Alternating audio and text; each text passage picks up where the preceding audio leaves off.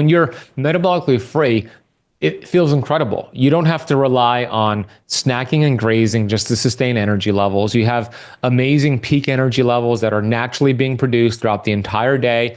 You get restful sleep and wake up feeling restored. You have your vitality, which brings your personality to your work, your friends, your family. You're pretty much living your life the way that God designed you to live. Metabolic freedom is the topic of today's episode, but we are going to talk about it a little bit differently than the typical conversation. Ben Azadi is an international speaker, an author, and an expert on metabolic health. He is today's guest and also a friend. And today we are going to dive into all things metabolic health. And we're going to go a little bit deeper than your typical diet, exercise, and even sunlight. There are some things in this episode that I think you're going to find extremely valuable, especially if you're struggling to make that jump to lose the weight and keep it off, or get healthy and stay healthy. So if that is you and you are looking for real transformation that lasts, stay tuned to today's episode. A lot of people are quick to talk about the benefits of sunlight, but what gets often missed in the conversation is the benefit of darkness and the importance of protecting yourself from blue and green light after sunset. That is why I choose Viva Rays as my go-to source for protecting my circadian rhythms. You can use the code YOGI to save 15% off at Viva Rays. Now, you may have seen some of these studies popping up. I call them fear-mongering about blue blockers not being effective. And that is a partial truth, because when you use blue blockers that are clear or that have not been tested with a spectrometer to actually block what they say they do, they will not protect your circadian rhythms. And they are not catching those key wavelengths that you need to be blocking in order for your body to be able to repair, for you to make melatonin, which is a master antioxidant. And artificial light at night has been in the scientific literature extensively linked to a host of hormonal cancers, obesity, diabetes, and all sorts of metabolic issues. That, again, is why I choose Viva Rays as my go-to source for protecting my circadian rhythms to allow my body to get adequate darkness at night. You can use the code YOGI to save 15% over at Viva Rays, and you can actually trust that they block the frequencies of light that they say they do. Thanks to Viva Rays for sponsoring today's podcast. If you've been in the health and wellness space for any length of time, you have probably heard about Shilajit. Now, I have been hearing about Shilajit for years and was hesitant to try it until the last few months.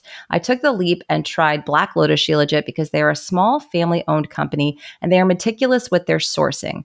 A lot of Shilajit products can contain heavy metals and other things that will negate the benefits that are tied to Shilajit, such as cognitive function, improve reproductive health. It's even been shown to reduce and eliminate hot flashes, improve mitochondrial health, and overall energy production. So definitely feeling a boost in energy. If you are interested in trying out Shilajit, I highly recommend the Black Lotus Shilajit. You can head to blacklotusshilajit.com and use code Sarah K for 15% off the entire site. Hello, everybody. Welcome back to the podcast. I have a good friend and returning guest here with me, Ben Azadi, who is an author, podcast host, very amazing, successful podcast, and just an all-around really great guy. So, Ben, thank you so much for being here today. Hey, Sarah, good to see you again. Love collaborating with you. It's going to be an amazing conversation. Absolutely. And, we run in a lot of the same circles, and I love the information that you put out there. You're hardworking, you're genuine, just really great person. And you've got a book that you're coming out with that I think we're going to talk about some of the things that are in there that's coming out in May, correct? Yes. Metabolic Freedom is the name of the book, out May 13th. That is correct. Awesome. So people watching this or listening to it, they can pre-order that book, and we'll have all the details down in the show notes for you. And pre-ordering really does help the creator to, catapult the book into more success and get it out to more people. So I really encourage anybody, if this conversation resonates, to make sure to do that. But Ben, what the heck is metabolic freedom? Let's talk about that. And by the way, I have I have a special gift for those who do pre-order the book, which I'll share about later. Okay. Yeah, so I'll plant that seed real quick. Metabolic freedom. It's essentially metabolic flexibility. The way that God designed the human body is to be self-healing, to be able to use whatever substrate is available for energy. Substrate meaning macronutrients like protein, carbohydrates, and fat, or your body fat or sunshine. And we have all these available resources, and a healthy metabolism, a metabolically free metabolism, could use whatever substrate is available for your cells to use for energy, for fat loss, and longevity. Unfortunately, about 93% of Americans are the opposite of that. They're metabolically handcuffed. And there are a few studies that I reference in the book showing the state of metabolic disease in the United States, but it's really in all first world countries. In 2016, there was a study from the Mayo Clinic, and the study set out to determine how many Americans, what percentage of Americans live what they consider an active, healthy lifestyle. And they based it off of 4 criteria. The first criteria was that they don't smoke cigarettes. The second criteria was that they got moderate to vigorous activity, about 150 minutes total per week. The third criteria was that they ate what they considered a healthy diet, which is simply a minimally processed diet. And the fourth criteria was that if they're a female, they have a body fat percentage under 30%, and for males, under 20%. And at the end of the study, it showed that only 2.7% of Americans hit that criteria. Wow, that's it. 2.7%. Crazy. Crazy. Wow. Now, what they should have put in that criteria, how much sunshine do they get each day too, right? That too, yeah. How much, and the numbers probably would have looked better too if people were getting outdoors more. Exactly. Definitely would have improved those numbers. But that's a crazy stat. And then, several years followed up, different studies. University of North Carolina, Chapel Hill showed that around 88% of Americans are metabolically unhealthy. This is in 2018. And then in 2020, studies are showing it's closer to around 93% of Americans being metabolically unhealthy. So we have a big issue. We see cancer on the rise, heart disease on the rise, obesity and diabetes. The question is why? And the book goes into the main causes of metabolic dysfunction, with the solutions also wrapped into the second half of the book, with a 30-day plan to help you achieve this metabolic freedom. And when you're metabolically free, it feels incredible. You don't have to rely on snacking and grazing just to sustain energy levels. You have amazing peak energy levels that are naturally being produced throughout the entire day. You get restful sleep and wake up feeling restored. You have your vitality, which brings your personality to your work, your friends, your family. You're pretty much living your life the way that God designed you to live. And unfortunately, most people are not doing that. They're dealing with a ton of symptoms, and that's not the way we were designed. So the book is determined to help people understand God built your body to be self-healing. Here's why you don't feel well. Here's how to feel well. Here's it in a 30-day plan. Let's get to work. I love it. I think it's so needed. And I think a lot of people, I get this a lot. I eat healthy, right? And then you start talking to them about, well, what does that look like? And how often are you eating? And are you eating before bed? And then the truth comes out, of why they're struggling with the extra weight, because they think they're quote unquote eating healthy, but they don't understand the value of being able to switch back and forth between metabolic states. They have to keep the granola bar in the purse or the snack around. And so maybe we can dive into that a little deeper. I talk about that a lot, but why is that important for people to be able to go in and out of ketosis? And, why do so many people struggle with that and aren't able to tap into that fat burning potential? This is such an important topic because, when I reference those 93% of Americans that are metabolically unhealthy, I actually call them being keto deficient in the book. Interesting. They forgot how to burn fat. They're stuck burning sugar. And there's nothing wrong, to your point, with burning sugar unless you're only burning sugar from food. Then you have to rely on that. And it takes its toll on your metabolism. You get these constant glucose and insulin spikes.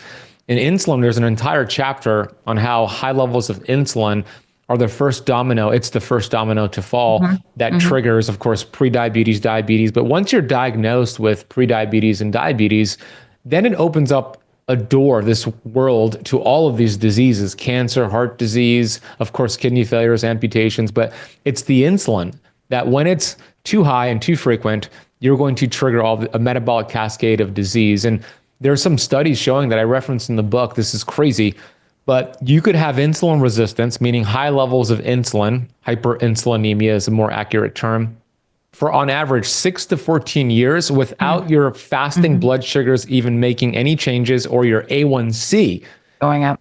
going up, right? And meanwhile, you have insulin resistance. So I make the case for testing your fasting insulin. It's one of the most important tests for your metabolism. Huge. And we want to see your fasting insulin in the single digits.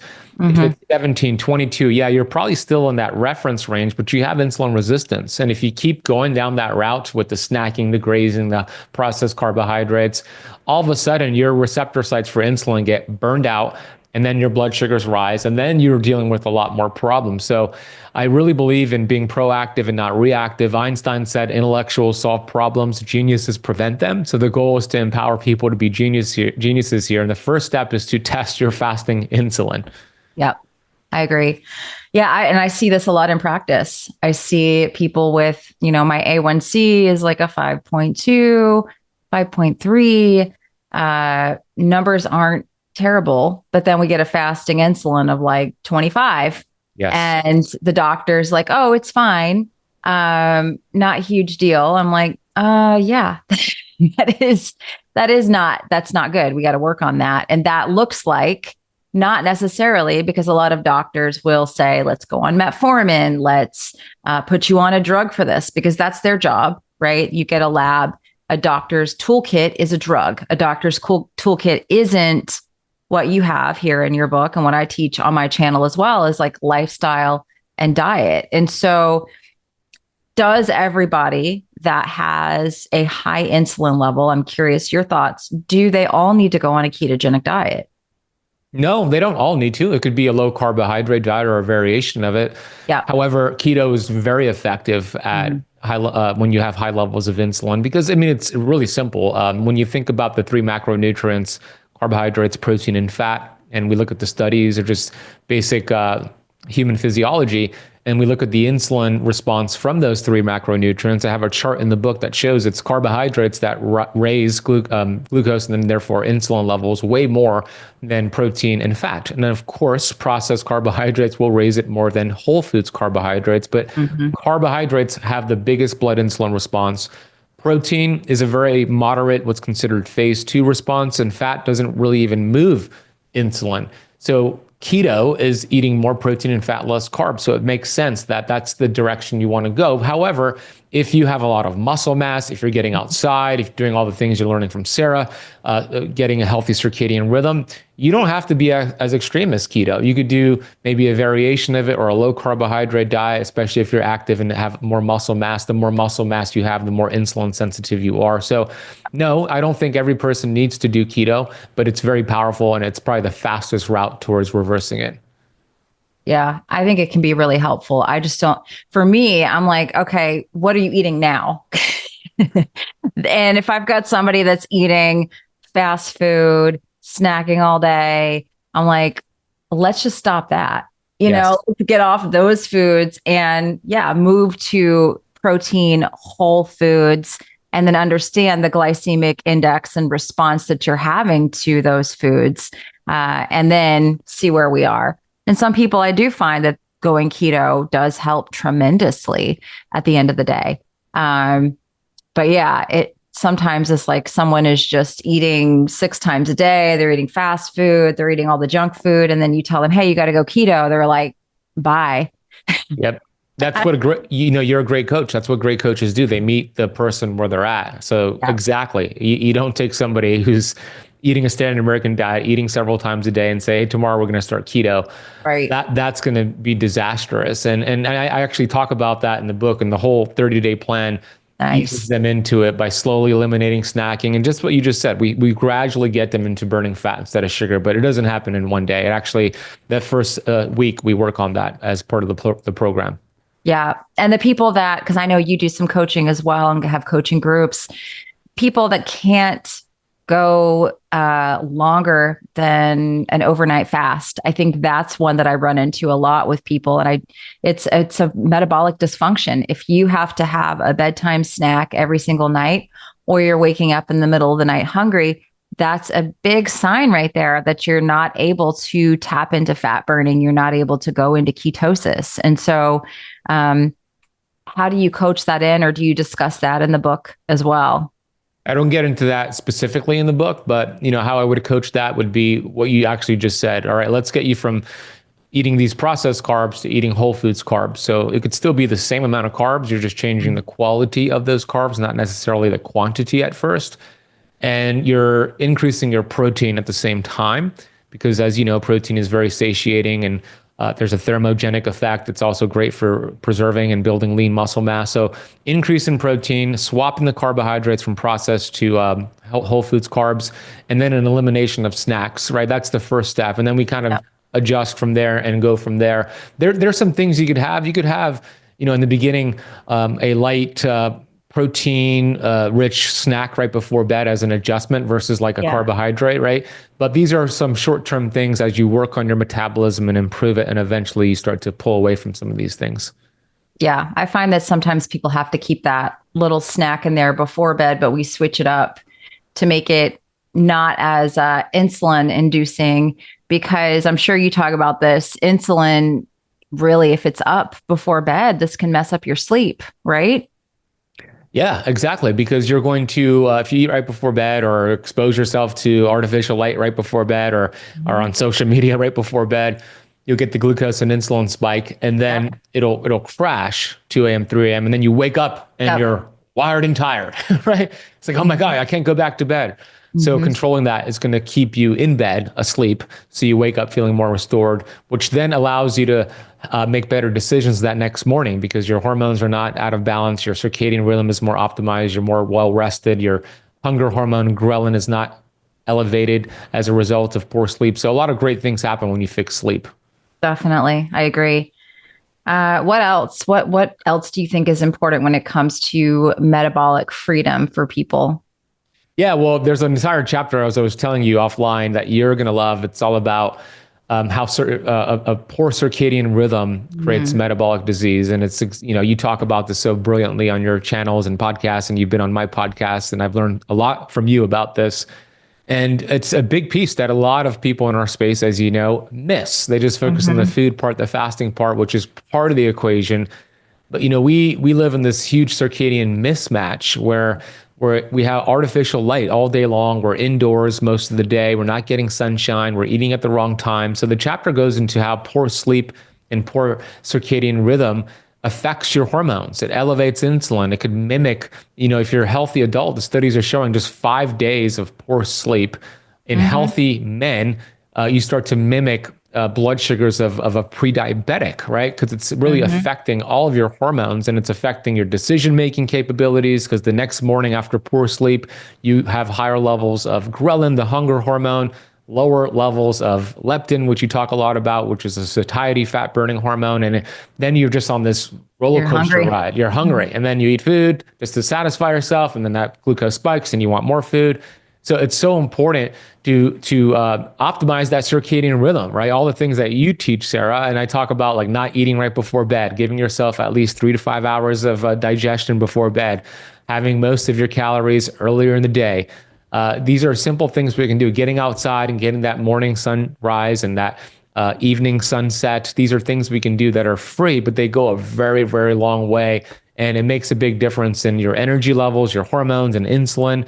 And unfortunately, it's not common besides us here talking about it in the health space. Yeah. Yeah. It's funny that you mentioned that. I just wrote a newsletter earlier this week about men and women and the differences that they have in the circadian system. And one thing I came across when I started talking about metabolic differences between men and women is that a night following circadian disruption and looking at male brains and female brains, and looking at the responses that both males and females had to food images after being sleep deprived, I think women exhibited twice the activation than men in the brain networks related to decision making and emotion. Wow. Wow. Yeah. So the sleep deprivation hits women like twice as hard when it comes to emotional eating and food decisions. I think it said women also had like a 1.5 times higher activation in the limbic region, which is involved in processing emotions, forming memories, and regulating behavior when responding to sweet images, like images of sweet foods compared to men. And so, Wow. ladies, So if you're watching TV and seeing all these commercials, right, with like oh McDonald's, no, and forget it. that's causing that. Forget it. Yeah. And Wow. it's interesting, like how there are, I've seen this. I haven't done as much research into it. I was just looking into the differences between men and women and how they respond to a night of sleep deprivation when it comes to emotional food decisions. But I've seen some interesting data, haven't gone into it as much, that there's certain people, there's like genetic predispositions that if they smell or see a food that's like really, really hyper, like sweet. Palatable. Yeah. Yes. That they actually, their insulin starts going up and they Wow. haven't even had the food. Yeah. I'm pretty sure I fall into that category Wow. of people. So they get this cephalic insulin response. Yes. It's stronger. It's stronger. And there's a genetic predisposition Wow. in certain people. And I know I've got obesity genes and diabetes genes. I've done all of that. I do too. Testing on myself. I'm like, Yeah. yeah, and I can see it in the family as well. But you don't have to be a slave to your genetics if you understand these things that you talk about here in your book and the things I talk about as well. It's not a death sentence to have obesity genes, right? That's exactly right. I have those genes as well. I've tested them. My dad had diabetes. I have obesity genes as well. But your genes are not your destiny. We hear that all the time. It is the absolute truth. We all have these genetic susceptibility, but genetics is maybe 5% at the most of what triggers these diseases, including obesity. It's 95% of it is environment. It's lifestyle. And we could trigger genes. We could turn them on, turn them off. And we have the power to do that with the foods we eat, our lifestyle, the thoughts that we think, which we'll talk about later. So we are in control, and that is very empowering, but we don't get that messaging from the mainstream. We don't get that messaging from the government. I remember a year and a half ago, there was a representative from the government on 60 Minutes talking about obesity and how it's not your fault if you're obese. It's just your genetics. Gosh, I remember that. You remember that, right? It's just your genetics. And that doesn't make any sense to me. First of all, it creates a victim mindset where it doesn't allow the person to take responsibility. But secondly, okay, if that is the case, if it's strictly a genetic issue, let's explore that. Well, in 1930, the obesity rates in the United States were around 1% to 2%. Right now, Harvard is saying by 2030, it's going to be 50%. Do our genetics change that fast? The answer is no, absolutely not. So it's not a genetic thing. It's an environmental thing. Something's happening in our environment. Yeah, I'll never forget the episode of Dr. Gabor Mate on Tim Ferriss. And I know I've mentioned this on the podcast multiple times, but he's like talking about the person who has a dog, the overweight person who has a dog. Why is their dog always overweight? And I love my mother. Like, I love her to death, but like every dog that she's ever had has been obese. Every dog, every cat has been obese. Wow. And that's not genetics, right? Your pet isn't genetically related to you, but you see that a lot with people who struggle with obesity. Their animals can also have obesity too. And it's like, that's not genetic, right? There's something else going on in families where everyone has obesity. It's not necessarily just the genes. That's right. It's environment.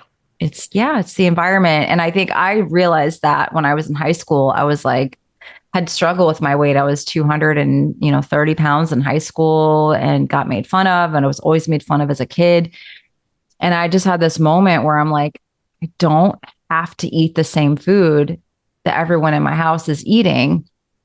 And I had my own drawer at home of my foods, and I just like, it dawned on me. I was in high school. It's like, wait a minute, I can eat different foods than everybody else in my house. I don't have to do that. And I can go walking and I started jogging and I bought a gym membership for myself because I was just like, I can influence this. It doesn't have to be this way. But I realized that as a teenager and then continued to struggle as an adult until now I'm in my 40s and I feel like I've got it pretty dialed in. But I think some people never wake up to that realization that they do have the power to change this for themselves, right?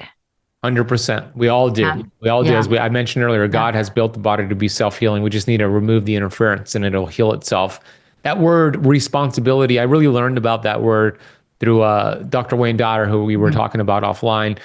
And when I was depressed and suicidal and obese back in 2007, I started to get into Dr. Wayne Dyer's work, and he was talking about this word responsibility, and I didn't really understand it. Of course, I've heard the word, and I think we've all heard the word responsibility. The way he explains it makes a lot of sense. He said, responsibility, it's your ability to respond to life. That is your responsibility. So if your ability to respond to life is poor, you're the victim, it's just your genetics and whatever, stinking thinking thoughts you have, then you get poor results. But when you take ownership and your ability to respond is improved, then your results improve as well. So it starts with taking ownership. It's not comfortable. The responsibility lies on you, and it's so easy to blame your genetics. It's so easy to blame your enabling family members or whatever it is, but it's not easy to take responsibility and decide, like you did, I'm going to change the foods I eat, have my own drawer of foods, go get a gym membership. And I hear a lot of people say this, Sarah, on social media when I talk about grass-fed meat and biohacking and these devices, which do cost money and they cost more money. And I see this comment, oh, it's so expensive to get healthy. And that may be true, but wait until they hand you the bill for being sick. It's often a bill you can't even pay. No, you can't. And it's sad. I've had kids that have been in my daughter's been in the hospital, and I see how they treat people in hospitals. It's not a place where you get well. Unfortunately, it's not a place where you get taken care of. We've had things where they're like, oh, she needs this medical treatment, but sorry, your insurance doesn't pay for it. And it's like, the state of healthcare in our country is very sad, and I'm sure you get the emails and the messages of people who are really sick and they are really suffering. And so I know you do a good job of this, but I want to encourage people listening. It doesn't have to be crazy expensive. You can start by getting sunlight in the morning. You can start by switching out the sodas, the sugary beverages for water. And it doesn't have to be perfect. You can start buying your own food instead of going to the fast food places, making your own food. It is going to be an adjustment. It's going to be more work for you. But like you said, which work do you want? Do you want the work of having to figure out how to pay for these hospital bills and not feeling well and being sick? Or do you want the work of like, I got to figure out how to meal prep, buy stuff that is healthier for my body and get outside, move, do these simple things? Which one would you rather do, right? 100%. And a lot of these amazing health tools and biohacks are free, like you just mentioned. And I actually made a point.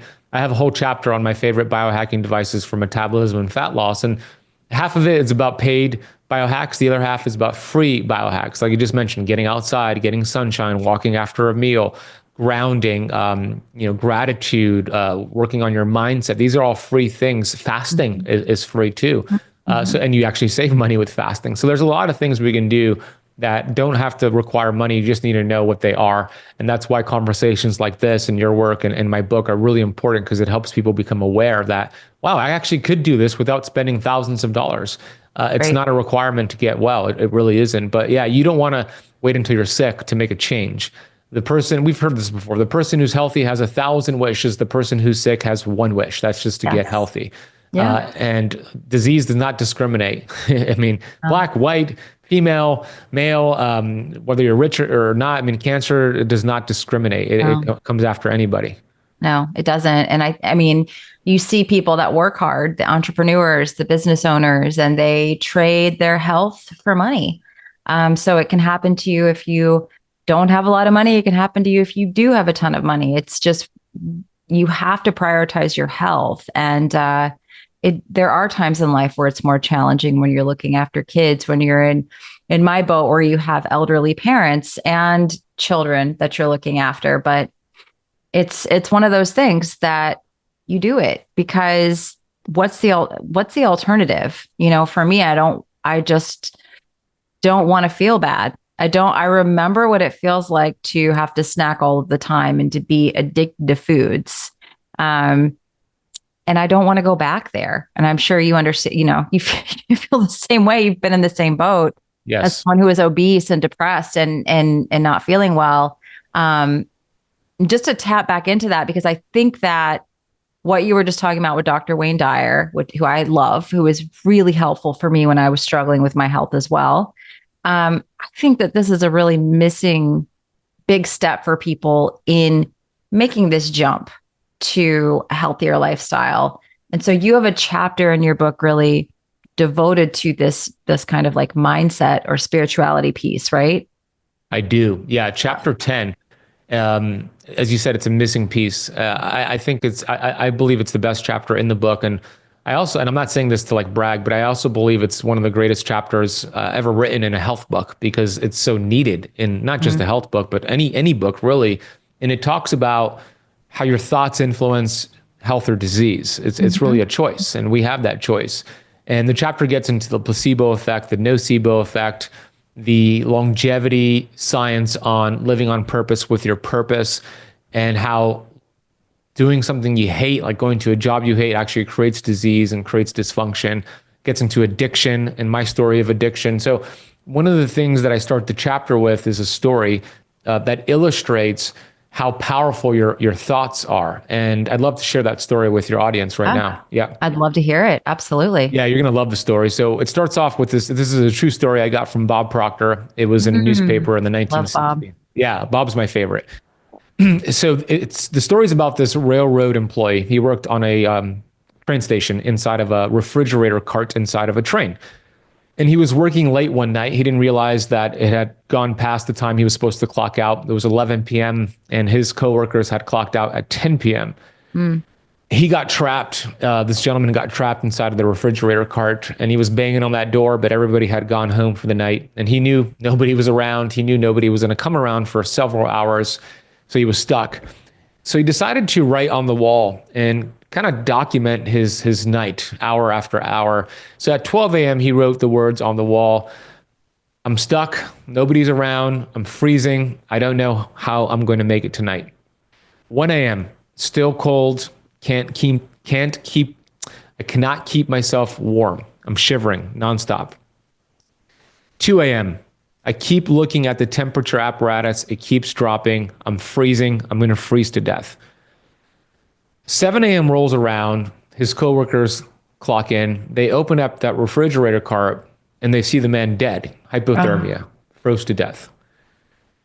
What was interesting was that the temperature apparatus that he was looking at had been malfunctioning for days, and the temperature never dropped below 55 degrees Fahrenheit.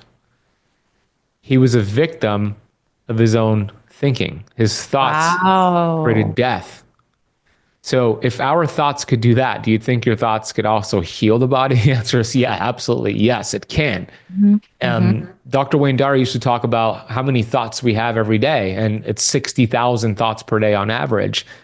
And those thoughts are very, very powerful. Dr. Bruce Lipton has proven with his work, and for those who don't know, he's a world-renowned cell biologist.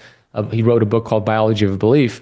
He has proven with his work that your thoughts are a frequency that have the ability to penetrate your cell membranes, communicate directly with your DNA nucleus, to signal to that DNA nucleus to perform a certain function. So if it's a hateful thought, an angry thought, a resentful and bitter thought, the signal sent to your DNA nucleus is inflammatory proteins, which shortens your telomeres, damages your DNA, and essentially shortens your lifespan. But if it's a loving thought, a grateful thought, an abundant, happy thought, same signal is sent, but now there's an anti-inflammatory response where your telomeres are protected, your DNA is protected, and it extends your lifespan. So if we have 60,000 thoughts a day, that means we have 60,000 opportunities to put the body in a healing, anti-inflammatory state. And to me, that's the most powerful health biohack you could ever learn and implement, because it's happening every second throughout the day. And you might think, well, I can't control my thoughts. They're just coming in here and there. And that is true. But you know what determines your thoughts? Your environment.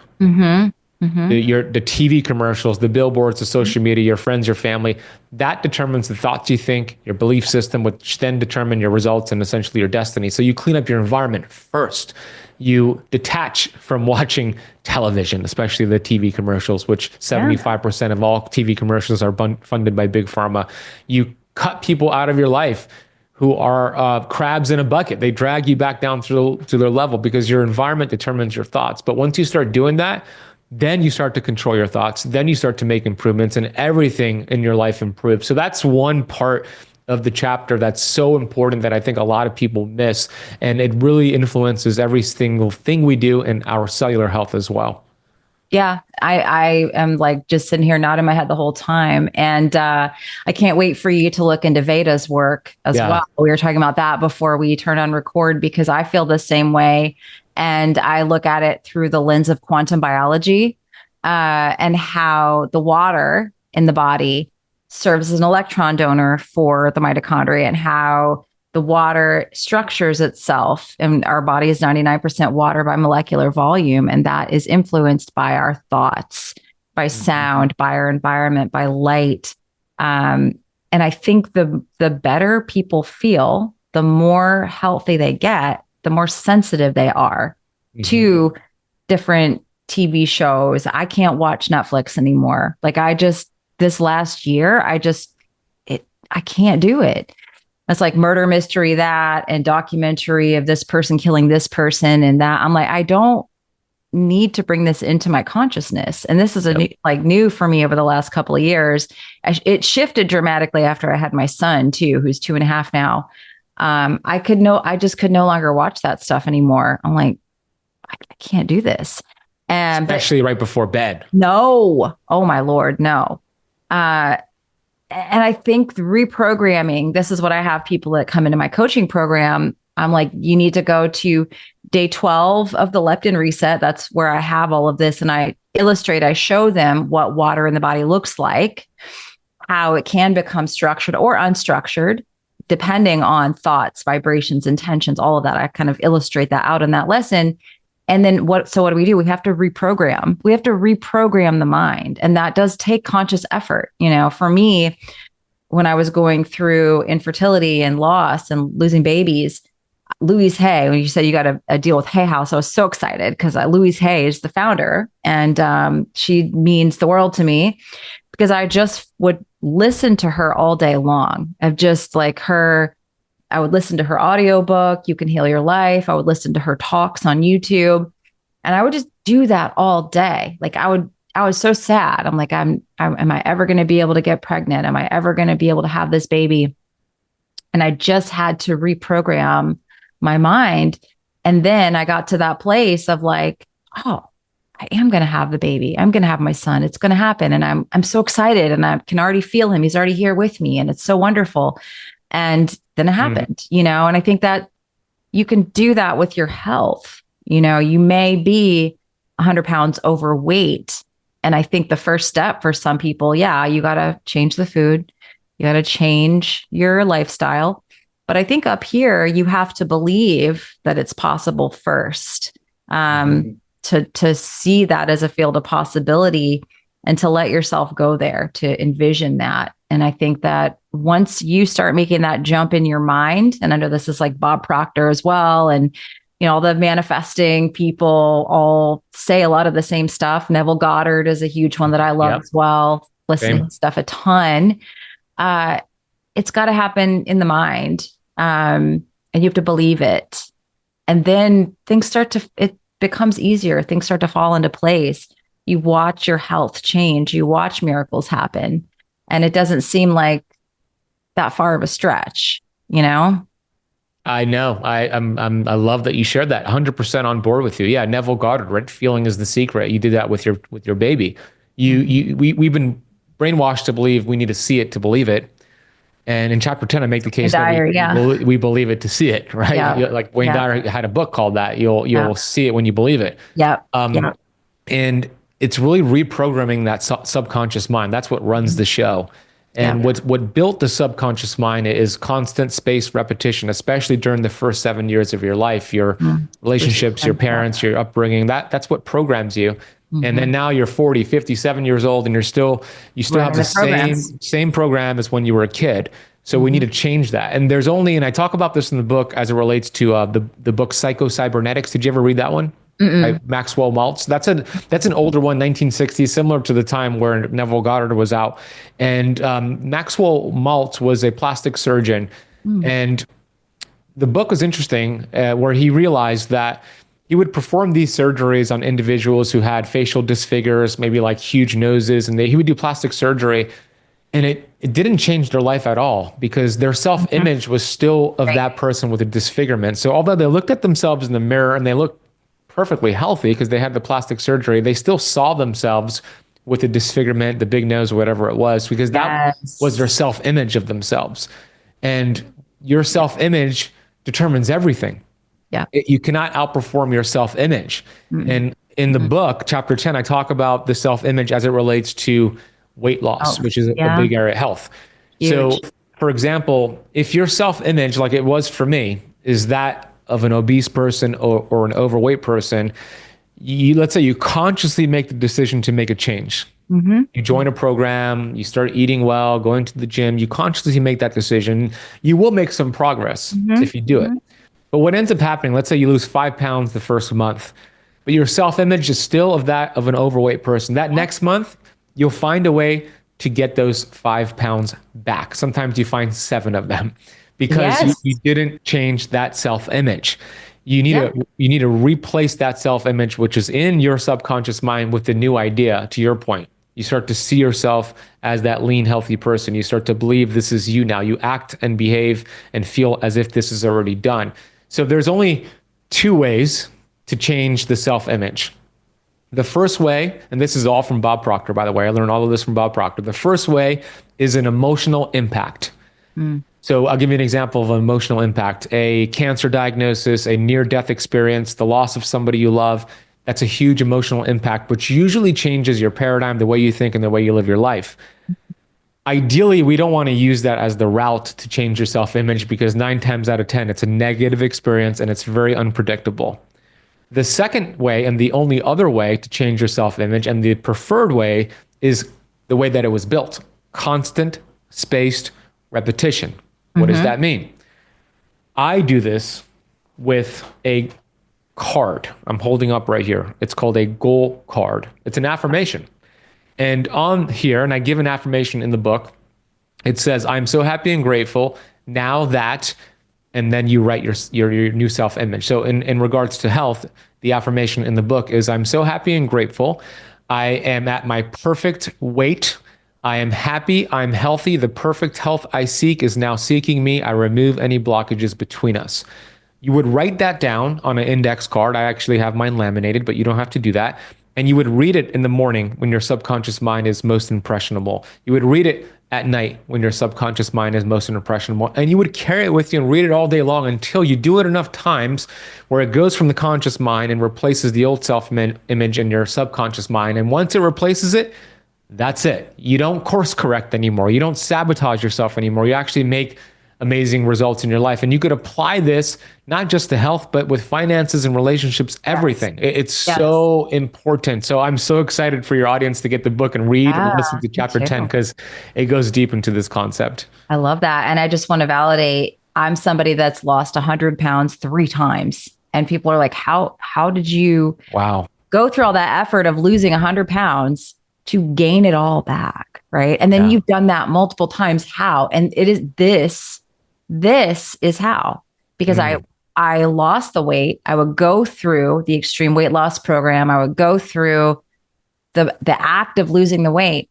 When I was the person that had lost the weight, I never accepted that as me. I still saw myself as the obese person, as the overweight person. I never embraced that and embodied that person. And now it's like I'm in my 40s. This is the most stable my weight's ever been. This is the leanest I've ever been. Why? Yes, I've got a great healthy lifestyle, diet, all the things, but I also embody and embrace and see myself as a vibrant, healthy person every day, every single day. And I'm grateful for it. I wake up, the first thing I do is gratitude every single day. It's like, thank you. Thank you. And it's my whole life is completely different than it was even 6 years ago, like completely different home, new child, like just complete. And it's all this stuff, right? So you're right. It is not just the health. The health is kind of a gateway, I think. The weight loss is a gateway to changing everything, I think. But it can just go so much deeper. And so I love that you've got this practical application in your book for people, because I always want people to think beyond the scale. I want them to manifest the job that they want, or the home they want, or the relationship they want, or whatever it is that they think is like somehow out there and unattainable. I want them to make that jump and understand that it is attainable, right? Oh, so powerful what you just shared. And you're a perfect illustration of that. Losing 100 pounds 3 times. You had to change the self-image to keep it off, forget. Yeah. And yeah. I see this with clients too. It's like, yes, like you said, they make changes, they start seeing progress, and then all of a sudden the weight comes back. And right. It's an unconscious thing. And our body is running these programs, like you said. And I think it wants to keep us in that place because it feels safe. And so you have to consciously change. And that's the big thing I work with people of coaching. Like you have to like interrupt it, because your body is going to do little things. Like I had one client who was like tasting food all day, like taking a little bite and snacking on. I'm like, why are you doing that? That's why you're not losing weight. Yep. And she just would add a little bit of food. And then she was stuck and not able to lose weight. She didn't realize she was doing it. I'm like, yeah, this is the power of subconscious thoughts on your body and keeping you stuck in this same place. You don't realize you're even doing it. So powerful, right? Yeah. So important, so powerful. This is the paradigm is like a cop. It wants to keep you safe, like you said. Mm-hmm. And when you understand this, it's really, really cool, because when you find yourself doing, like you said, the client who is tasting throughout the day, or when you find yourself like ordering something unhealthy at a restaurant or walk into your pantry, you now understand this is just your paradigm's way of course correcting you back to the self-image. And if you understand that, you could say, oh, I get it. Like this is just trying to get me back to the self-image. I understand what's happening here. And then you can make a better decision because you're now aware of what's happening. This is exactly, so a cybernetic instrument, which is back to that book, Cybernetics. Human beings are what's called a cybernetic instrument, where the example in the book that he gives that I put in my book is an airplane. An airplane, when it takes off, let's say from Miami to Atlanta, where you are, when the pilots take off, they set autopilot on the airplane. And the pilots could essentially come back and hang out with us because that plane is on autopilot. If it hits turbulence or goes off course, it'll course correct because it's a cybernetic instrument. It'll course correct if it deviates from the course, it'll course correct to get to its destination. We do the same thing. When we set to make a change, whether it's health or weight loss or finances, and we deviate from our self-image, our cybernetic instrument, the human body, course corrects to continue going back to that self-image. We'll continue to sabotage ourselves or do something to kind of take a step back. We need to replace that self-image. We need to replace it by constant spaced repetition. And here's the trick, or a tip, I should say. It doesn't happen in a day. It doesn't happen in a week. It could take months, sometimes years, to replace that old self-image. But I will say this, the more energy and feelings and focus you put into reading that new self-image, the faster it starts to happen for you. And you might think, I've been doing this for a month, Ben. I don't see any differences. I've been doing this for 3 months. I don't see any differences. Well, there's a seen world and there's an unseen world. Usually it's inside out. It happens first. There's changes happening that you cannot see. And you mentioned the word belief earlier. That's a powerful word. You have to believe that it's working for you. And on the back of my goal card, I have a quote from Bob Proctor. And the quote's about faith. And the interesting thing about faith and fear is that they're both the same thing. You believe in something you cannot see. Why not choose the positive outcome? But the quote from Bob Proctor, it's the greatest quote on faith I've ever heard. And I have it on the back of my goal card. I'm going to share it right now. He said, faith is the ability to see the invisible, believe in the incredible, which will permit you to achieve what the masses think is impossible, right? How good is that, right? You have to have the faith that it's working for you. Even if you're not seeing it happen in a physical world. It's happening in this unseen world. And it's just a matter of time before it starts to manifest in your physical world. I love that. I love that. It's so fantastic. So many wonderful gems in the podcast today. And I know we are running out of time here. You mentioned a gift that people would get if they pre-order your book. I think that would be a great little thing to talk about here to close out. And then again, more on how they can pre-order your book and where people can find you. Because I know that people are going to want to learn more after listening to this. Yeah, thank you, Sarah. I'm glad you remembered the gift. We don't want to forget the gift. Well, first of all, thank you for bringing me back. I love your work. I love what you're doing. I learned so much from you. And it's just been an honor to collaborate with you and call you a friend. It's just so cool. So thank you.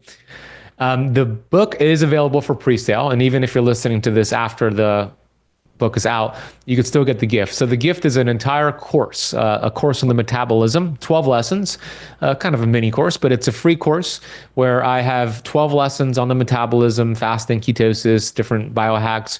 And then I have exclusive interviews with Dr. Jason Fung, Megan Ramos, Cynthia Thurlow, who else? Dr. Daniel Pompa and Gary Brecka in that course. And those interviews you cannot find anywhere else.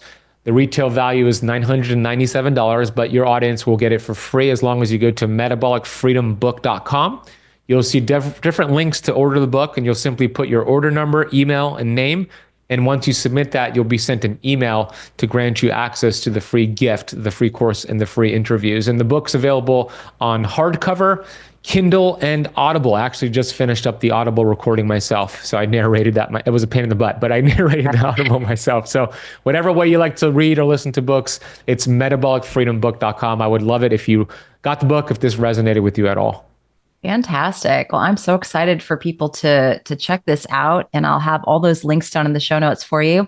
Now, you have a podcast and all kinds of other things. If someone's just driving along in their car listening, how would they find you, your work? What's the best way to do that? Yeah, my main website is the best because it has the podcast, the YouTube channel, and everything else about me. So benazadi.com, my full name, benazadi.com is the best place to find me. Amazing. Well, it's just been so much fun chatting with you today. And I've just loved watching your evolution. I feel like the first time we connected maybe was at the end of 2019. And so I just watched you just completely, just do so well. And I love everything that you do. I love how many people's lives you're touching, and just a positive, overall encouraging message for people in this episode and in your work. So yeah, thank you for all that you do, Ben. I really appreciate you. I appreciate you. It's been cool to see you grow as well. And we're just getting started, Sarah. A lot of people need our work. So thank you so much. I appreciate you. Thank you so much for listening to the Evolving Wellness Podcast. Just a quick little reminder, this is not medical advice nor meant to be taken as a substitute for working one-on-one with a healthcare practitioner. And if you enjoy the show, please head on over to Apple or Spotify to leave the show up to a 5-star review. If you're over on YouTube, please leave us a like, leave us a comment. I really appreciate you for being here, for listening to the show, and your support means the world to me as I continue to try to pull guests from around the world to bring you informative content to empower you to make decisions about your own health. Thank you so much for being here, and I look forward to seeing you again next week.